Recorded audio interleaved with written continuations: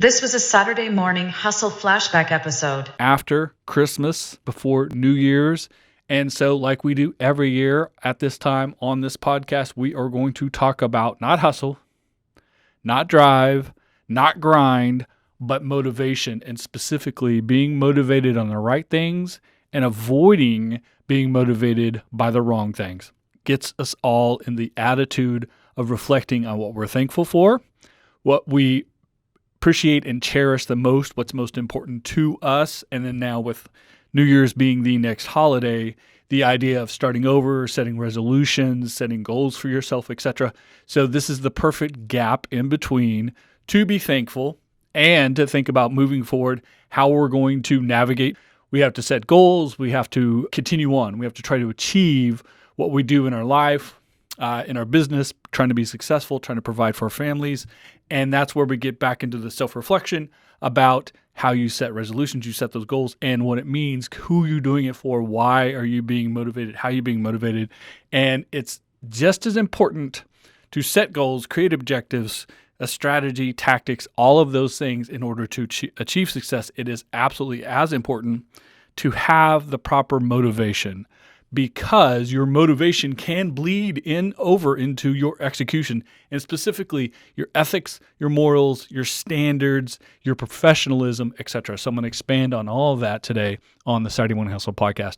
As always, I appreciate you guys tuning in. It is the day after Christmas. I'm not going to talk to you about being in the office today, but I am going to talk to you about thinking about how you're going to help yourself manage your career, your pursuits, your business, etc. as we move into 2021, with the idea that you could set these goals as New Year's resolutions and move forward from here with that. So first and foremost, motivation.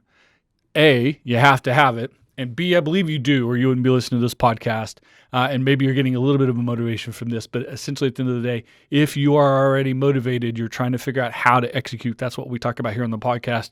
So motivation is great. It's fantastic. It's important. But it also has to be the right motivation. And specifically, you need to be motivated by what you can achieve. And there's things you can achieve for yourself and things you can achieve for other, influence you can create for yourself and for others. And by others, I mean people that are important in your life, from your most immediate family members all the way through people that you work with, your business community, your community as a whole, or city or state, our country and the world overall, by providing value and being part of the ecosystem. That's how it goes from center to out. But also not being motivated by the wrong things, which is essentially the idea of being superior to others, to creating cash on the backs of others without providing value, and with being success driven because of the sake of being successful, some sort of because I'm better than others, because putting other people in their place, or beating someone in competition. These are all motivations that are very bad motivations, because it will cause you to cut corners and do things that are not sustainable in the long run, number one. Number two, it makes you very hard to work with. People who are working with you, even if there's a lot of cash involved, they're not going to be loyal and participate with you at a high level, because you're not doing other people in the process a service as well. So it's really hard to build a loyal team, create sustainability when you're looking at fast cash, short money, not going big picture. And then the flip side is the most effective, the most productive, the most sustainable entrepreneurs, business leaders, people who create real wealth. And we'll discuss about wealth really means not just dollars and cents a little bit later in the podcast. These people go long, go big with the right motivation. So now I've told you what the wrong motivation is: fast cash, trying to be creating the idea that you're better than other people, or something that is easy and for selfish reasons. Those things are very unsustainable. And the flip side, to be sustainable, you have to do the exact opposite. Trying to be successful, focus on creating success because it is a personal achievement, because you get personal satisfaction out of being your best, not the best, but your best, by doing as well as you can and to continuing to grow and develop yourself so that your version of yourself tomorrow is better than it is today and the day after that and the day after that, as opposed to beating your competition. Competition should be driving you to be better than yourself, the way you are today, the way that your business performs today. Everything that around you, every aspect of you should be better moving forward because you can compete better that way. Your competition isn't something to be crushed or destroyed or eliminated or an enemy of yours. It's actually a benefit to have that competition because it drives you to be your best. Having motivation, self-motivation to drive to be your best is the right positive motivation. The idea of crushing your competition so that your success path is easier is the wrong attitude. Typically that ends up becoming really personal. You literally you're angry or harmful towards people that you consider your competition, when the fact is the situation is the competition. And again, like I just said earlier, if you use competition to drive you to be the best you can be, to execute at your highest level, and to create a level of success, kind of bring up everyone around you so that as a team, as a business, as a brand, you all perform more successfully. Thus, you can create more success for the organization. If you approach it like that, you're going to move forward in a great way. If you're thinking about trying to hurt other people, slow them down, or take them out of the equation because it makes the success path easier for you, you're misguided and you're going to spend more time trying to hurt other people than helping yourself. Helping yourself, spending that time and effort on helping yourself, creating better things in your organization will always pay off. Because ultimately, you might drive your competition out of your way, but you also drive your audience away from you. You drive the people who would potentially do business with you away from you to a point that they then are not just looking for alternatives to what you do, the product or service, but just looking to do something different with their business transaction, with their money, with their time, with their attention, etc. So the idea of, if I just don't have this competition, I will win all of the transactions, is completely misguided. You spend too much time creating negativity that can't be built off, can't be sustained. And even if you push your competition out, you create an opportunity for other people to come in and compete, as opposed to flip this back around. If you positively build yourself, build your organization, build the people up around you, find the opportunity to create the thing that works the best for you in your scenario, and that creates sustainability, repeatability. There comes profitability from that, and then you have control of that process. Every bit of this is positive. Every bit of this is beneficial. Every bit of this is something you control and the repeat of, so that you can create sustainable wealth. Now, I promised you earlier I would talk about wealth, because too many people, when they hear the word wealth, immediately go right to cash. Wealth is a lot of things. Money is involved in that. Economic power comes with wealth. But true wealth, as opposed to simply just cash, and we'll explain profit and the definition of that here in a minute as well. But cash is one thing. Economic power is another thing. Profit is another thing. Wealth is the ultimate collection of all these things when applied correctly. And this goes back to the negative way of doing it, the positive way of doing it. The negative way of doing it is taking that money and keeping it for yourself, doing things for you that make you completely benefit and others, if they're lucky, secondarily benefited. The other way around, though, is taking your economic value, taking the cash that you create from a profitable business, your profit, and every business has to have profit or it can't be sustainable. We'll discuss that in a minute. And use that in order to continue your business so that you keep people employed, both directly the people that work for you and your vendors, the people that you will collaborate with in the business space, everyone through the transactional chain and process, all the way through paying sales tax, paying taxes on profitability in your business, which circulates money in your community, elevating the business community that you're in into a better situation. The city, the state, all these things benefit from positive, successful, sustainable businesses being located there and participating in the system in that way, as opposed to trying to hoarding cash for yourself. So being part of a system that replenishes success with other success, elevates other people, rising tide lifts all boats, all of that attitudinal idea of being in a great economic situation a great city, a great state, a great county that all have great economic factors that are better for business, that are better for transactions, better for people trying to buy products or services, as opposed to I want to make my money now and I want to get out with what I need. So that's where wealth comes into taking that economic power, the idea and attitude of elevating others, elevating people in your community, giving back to your community. And this comes from time or money being donated for community causes, schools, churches, nonprofit organizations, community-focused organizations, etc. And this is the key, and this is something that where I take the definition of wealth a little bit further than a lot of people do.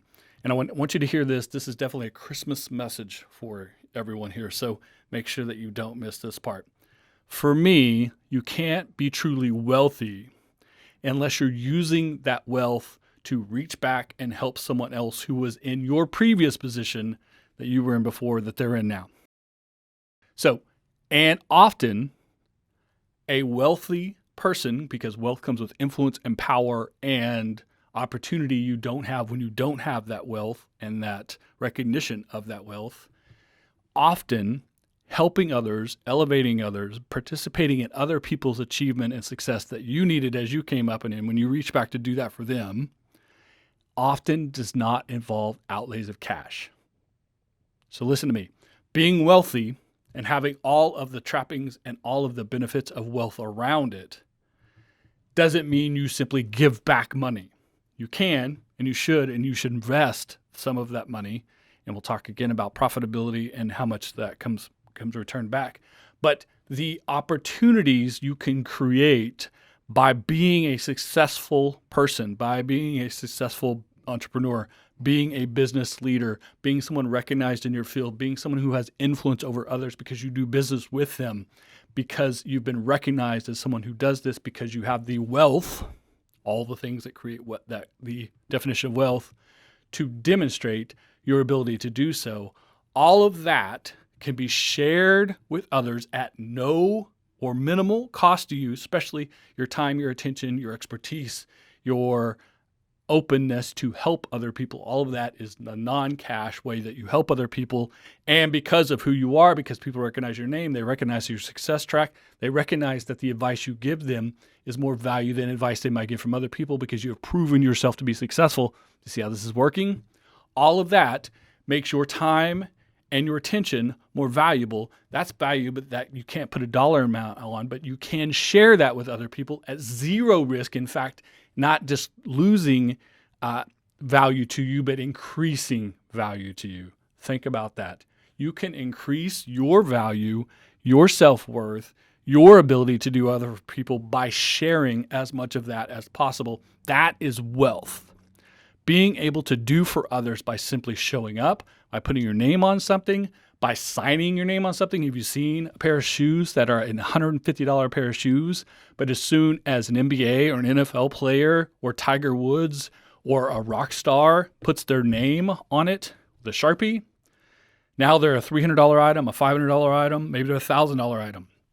Maybe it's something that an individual can take the time and get that signature put on it, and they can create positive profit for themselves. Or you, as the person with wealth, with recognition, with name brand, can put your name on something, can put your time at something, your attention at something, involve yourself in something to a point that creates value for other people specifically. And this is where your community organizations, your nonprofit groups, etc., literally people bid hundreds of thousands, sometimes millions of dollars to have a lunch with someone like Mark Cuban or Warren Buffett, or pay for items that have been autographed or worn by one of their favorite sports stars or athletes, actors, musicians, etc. Someone might pay $500 for a guitar, but pay $2,000 for guitars signed by their favorite rock star.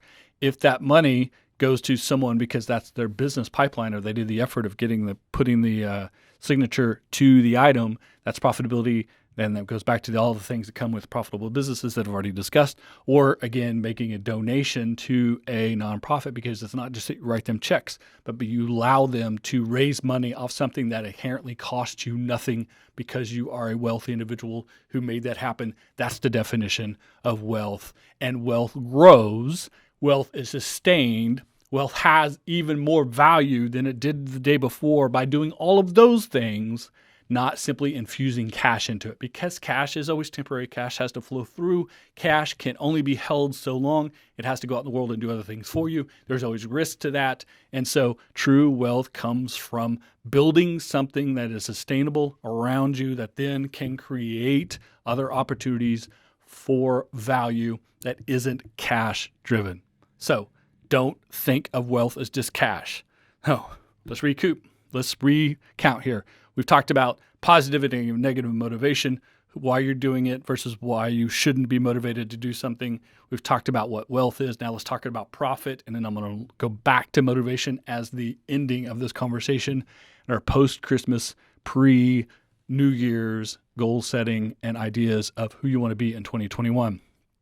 So a lot of people demonize wealth and profit, specifically profit, as some sort of idea that taking profit or gaining profit or building profit into a business transaction is somehow harming the person you're doing the transaction with.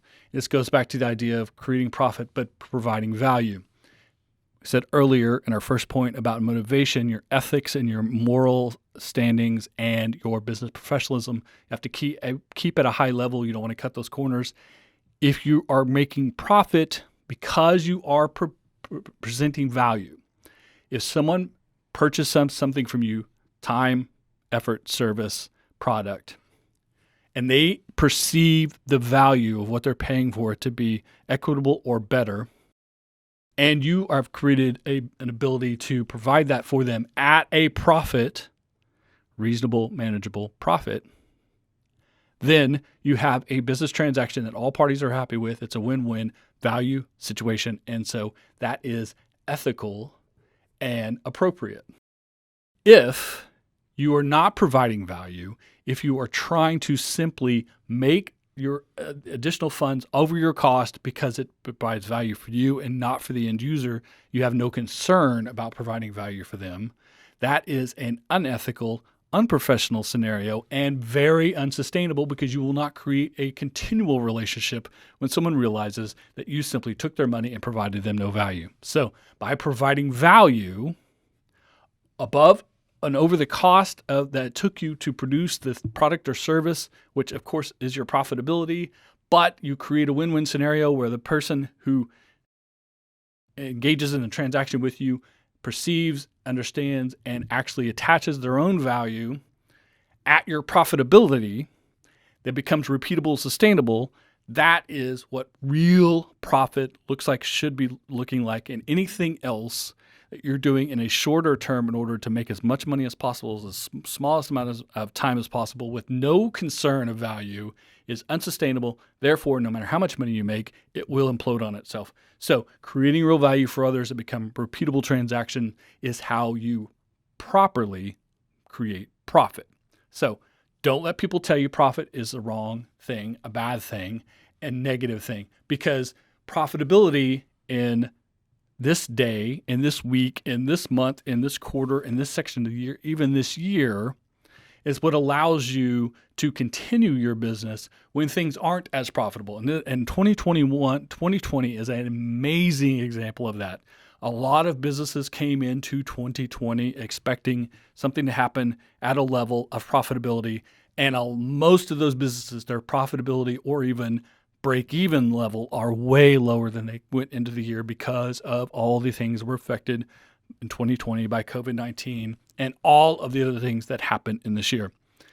The businesses that are still alive on January 1, 2021 versus the businesses that failed sometime in this year because of all the things in 2020 that were negative, the ones that survive will survive because they had profit in order to infuse back into their business, whether it was to stay open and operate and keep employed at the levels they were working at, even if they were waiting for reimbursement loans from the government or however they provided, changed their business, adopt, pivoted, whatever it did, they did in order to ultimately achieve the success they needed to in order to stay sustainable and viable through 2020 and into 2021 when the situation will change, hopefully for the better, obviously. The profit makes that happen because they were profitable beforehand. They had funding, they had opportunity, they had business relationships, they had a system in place that allowed them to move forward, even if they were to go to non-traditional route, receiving infusion of cash, whether it's from a bank or a private individual's venture capital, et cetera, because they had proven that they could do it in the past. That profitability allows them to pay that back at a certain point when business comes back up, after restrictions or limitations are lifted off of us, all of these things of this nature. So, or simply they just use the cash they had in the bank to keep the doors open, to keep the rent paid, to keep the electricity on, to keep employees employed as much as possible. Some could keep them, some couldn't.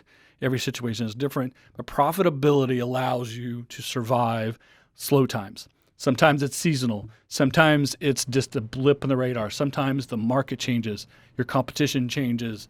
There are changes in how people spend their money. And sometimes our entire economy is shut down by a virus. When these things happen, profit, previous profit, and the potential for future profit is how a business survives this. So profit is not bad. Profit is essential for a business.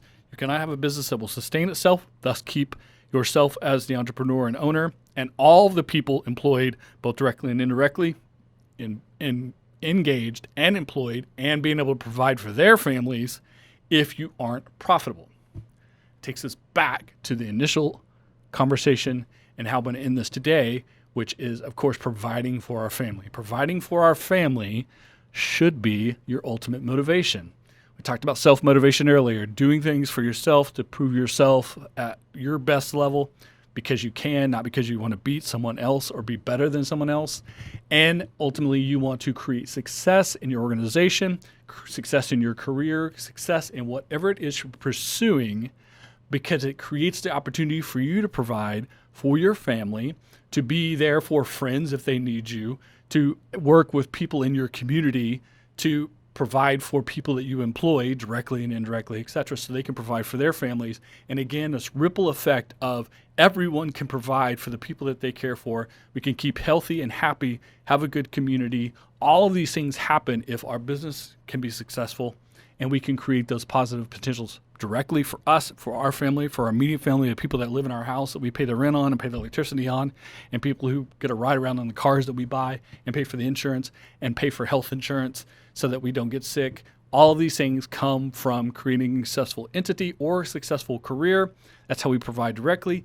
That is your motivation. That is the absolute positive right there in front of you, direct motivation. How could you not want to grab onto, I'm going to do as well for myself so that I have challenged myself to be my best, feel like I have achieved all that I can achieve, reach the potential that God has put in me, thus providing for my family, creating value for them, providing safety, security, and benefit to them so they can go and be the best that they can be. Then as we engage everyone in our community, everyone in our extended family, in our community, and the people we do business with, all the way through the school systems that we support with our taxes, and the police and fire who help us when we need them, and ambulances and doctors and hospitals.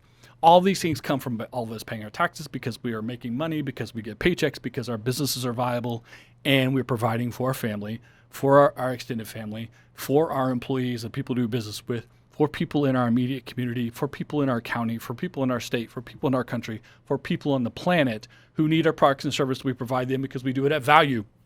Do you see how it all comes together? It all circles back into this. If you do things the right way, if you start in the right place with the proper motivation, with a proper attitude, do things in the right way, handle yourself in an ethical manner, keep your moral compass in front of you, be professional, provide value, reflect that value back, repeatable, sustainable, and then you continue to support the people both immediately connected to you all the way through everyone on the planet by doing things the right way, the right motivation, the right attitude.